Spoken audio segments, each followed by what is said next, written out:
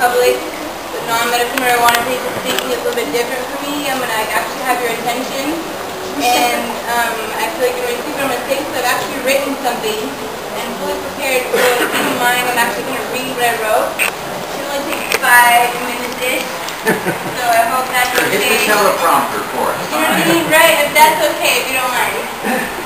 So, basically, I'm a medical marijuana patient since 2000, and I've been invited to, or I was invited to a civil disobedience training for an organization, American Safe Access, which only had one base in Berkeley in 2002, and nobody showed up for this meeting. So what we did was we went ahead and we created a sub-chapter of American Safe Access, making the chapter in Berkeley a national organization, and which is now the largest member-based organization of medical professions, patients, concerned citizens, scientists for legalization of medical marijuana and cannabis, and safe access for therapeutic use in the United States.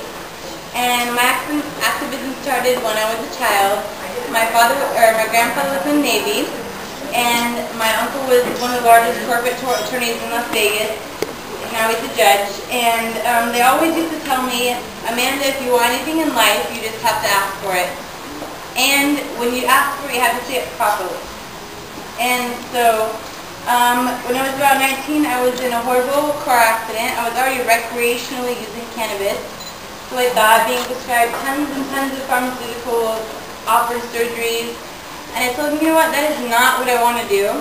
I really don't like these pharmaceutical drugs that you're giving me, and I prefer the cannabis that I'm using is actually taking away my pain and helping me focus better than the drugs that you're giving me. And so I stopped all pharmaceuticals and got rid of my doctors, and excuse me, I stuck onto a natural path, and the doctors wanted to offer me at 20 years old a 3-level fusion, which was from S1 to L3-4. I said no thank you, and I continued to use cannabis and movement and yoga, and they told me I would need to have multiple surgeries. By the time I was 30, they said I would never be able to touch my toes. Well, I'm 32, I teach yoga in Costa Rica, and I can do way more than just touch my toes. And so, my point is simply take action for what you believe in and what you know, and the future of your own life. Seeing all of you here tonight shows me that you are taking action in your own futures. And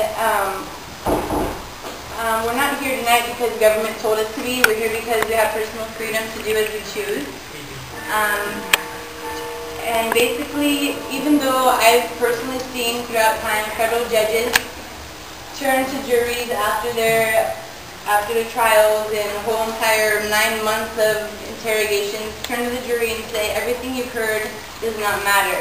You need to go ahead and make a decision based on the federal law, which is completely not true because the FEJET, Fully Informed Jury Association, I don't know if you guys all know about that, but our right as American citizens and as human beings is to actually protect our fellow citizens and to judge the law, and if the law is wrong, it is our obligation to fully disobey the law and to completely support our fellow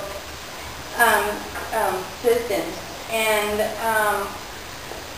basically, our choice involves, we have choices of freedom, and we're here tonight, for many reasons. We have choices in selecting and electing our officials, and not simply based on their looks, the way they dress, like American Idol, or, the next top American model. We're actually voting on their intelligence and the capability of running our country. And so for people like Mark, Gary Johnson, it's really important to get all the information properly out to us. And so,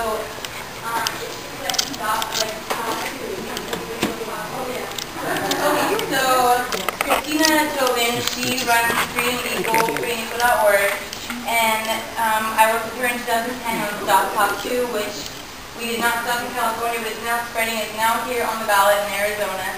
Kind of a huge issue, and it would pretty much enable Mark or Gary Johnson or anybody from running or being elected or even heard of. And So if we could all make sure, we pay attention to stuff too while we're here. As what I know Gary Johnson personally. I've met Astrid, and I'm very thankful for having her have us here and Mark and everything. And libertarian parties, like I met Artuma years ago when I was doing activism through medical cannabis in California, and meeting Gary Johnson 2-ish years ago, right about now. He told me he's going to run for the president of the United States, and I was like, whoa, Gary, I will stop teaching yoga and stop enjoying the beautiful beaches in Costa Rica, and I will come and help your campaign because I believe in you. I met you as human being like all of us right here tonight, and everything I know and feel that is right and true, I feel Gary could really fully deliver. And people like Mark on his side.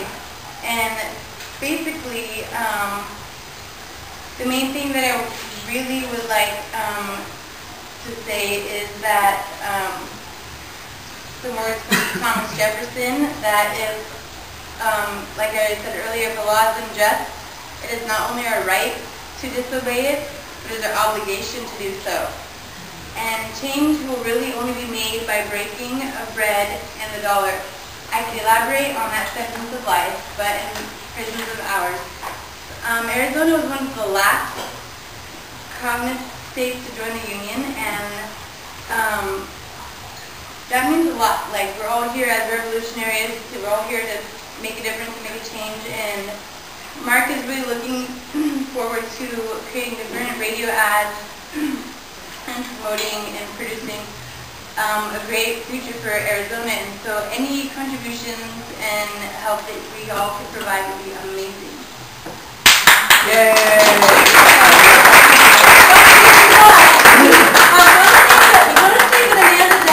She produces these Cannabis Comedy Festivals. And there's a Cannabis Comedy Festival in October 13th. It's at Mugshot. It's a little wine and beer bar in Tempe, Arizona. So about 250 people venue. We don't want to do anything too crazy big for our first show here, but I've been doing it for 10 years in California. We have amazing different comedians from Comedy Central, like Doug Benson's been there, and random different people. But we would love to have you all join. And Mark is going to be speaking. Yes, Mark. So what they do is they integrate the comedy with education about marijuana and medical marijuana laws, and it's also a great environment for people who are not patients to come to the event. It's open to the public. It's open to the public, and so please come on the 13th. What time is it? About 8 p.m. 8 p.m. And Mark should be speaking about 9. So if you have a chance, come to that event. Thank you so much again for coming. Thanks for having me. Okay, thank you.